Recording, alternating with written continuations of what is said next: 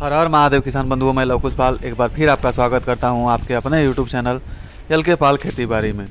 किसान भाइयों, आज की इस वीडियो में हम बात करने वाले हैं कि गेहूं का खेत खाली होते ही वो कौन सी दो गलती है जिसे नहीं करना है। अमूमन 99% किसान भाई भ्रमवश ये गलती करते ही हैं, और कौन से वो दो काम है जिसे निश्चित ही करना चाहिए। तो चलिए वीडियो को शुरू करते हैं और फटाफट जान लेते हैं क्या है वो बात। वीडियो काफ़ी महत्वपूर्ण हो सकती है, वीडियो को बिना भगाए आखिर तक बने रहें। किसान भाइयों, गेहूं का खेत जैसे ही खाली होता है, थ्रेसिंग करने के बाद, भूसा वगैरह रख लेने के बाद, अधिकतर किसान भ्रमवश पहली गलती की सबसे बड़ी गलती है, करते क्या हैं कि वो खेत में आग लगा देते हैं, जो कि बहुत बड़ी गलती है। किसान साथियों, इस गलती को मत कीजिए, इससे ज़मीन का बहुत ज़्यादा नुकसान हो रहा है। यहाँ पर किसान भाई क्या सोचते हैं कि आग लगाने से खेत साफ़ हो जाएगा, खरपतवार समाप्त हो जाएगा। केवल यही कारण है कि आग लगा देते हैं, बाकी और कोई दूसरा कारण नहीं है। खेत में ये बहुत बड़ी गलती है। इससे किसान भाइयों, ज़मीन की उर्वरा शक्ति धीरे धीरे समाप्त हो रही है। प्रकृति ने फसल के 3 भाग दिए हैं।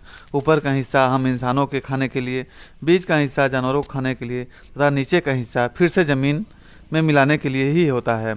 आग लगाने से हमारे ज़मीन में कार्बन नहीं रहेगा, और कार्बन ही किसी भी फसल के लिए बहुत ज़रूरी होता है।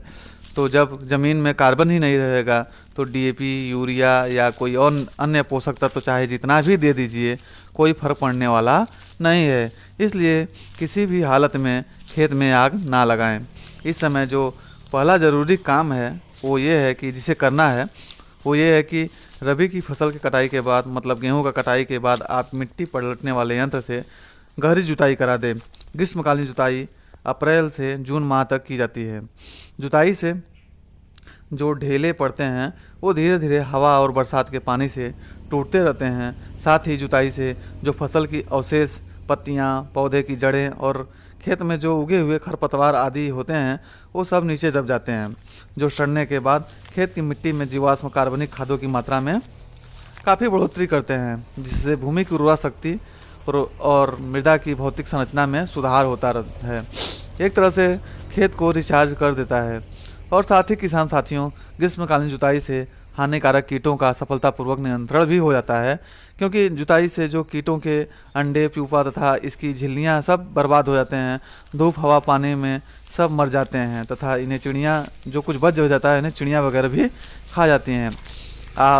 और जो चूहे का बिल है वो भी सब समाप्त हो जाता है। चूहे भी सब मर जाते हैं, भाग जाते हैं। दीमक वगैरह भी सब साफ़ हो जाते हैं, जिससे अगली फसल में हमको बहुत ही फ़ायदा मिलता है। दूसरी गलती क्या करते हैं किसान भाई लोग कि गेहूं की कटाई के बाद, भूसा वगैरह रखने के बाद खेत को खाली छोड़ देते हैं, उसकी जुताई नहीं करते हैं। वो बरसात का इंतज़ार करते हैं कि आषाढ़ में जब 1-2 पानी गिर जाएगा तब इसकी जुताई करेंगे। ऐसा बिल्कुल नहीं करना है। जैसे ही खेत खाली हो तुरंत जुताई कराएं, ताकि खेत की मिट्टी को पर्याप्त मात्रा में धूप, हवा मिल सके। वायु और सूर्य की किरणों का प्रकाश मिट्टी के खनिज पदार्थों को पौधे के भोजन बनाने में अधिक सहायता करते हैं। इसके अलावा खेत की मिट्टी के कणों की संरचना, बनावट भी दानेदार हो जाती है, जिससे भूमि में वायु संचार और जल क्षरण क्षमता बढ़ जाती है।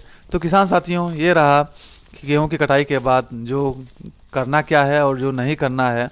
तो इसकी जानकारी हमने आपको दिया। उम्मीद करता हूँ जानकारी आपको पसंद आई होगी। जानकारी पसंद आए तो वीडियो को लाइक करिए, शेयर करिए, ज़्यादा से ज़्यादा किसान भाइयों के पास शेयर करिए। और चैनल पे पहली बार आए हैं तो किसान साथियों, चैनल को ज़रूर सब्सक्राइब कर लीजिए। इसको सब्सक्राइब करने में आपका कोई पैसा नहीं लगता है। साथ ही लगे घंटे वाले बटन को दबाकर ऑल पर सेलेक्ट कीजिए, ताकि समय समय पर आपको खेती बाड़ी संबंधी जानकारी मिलती रहे। इस वीडियो में इतना ही। तब तक के लिए हर हर महादेव।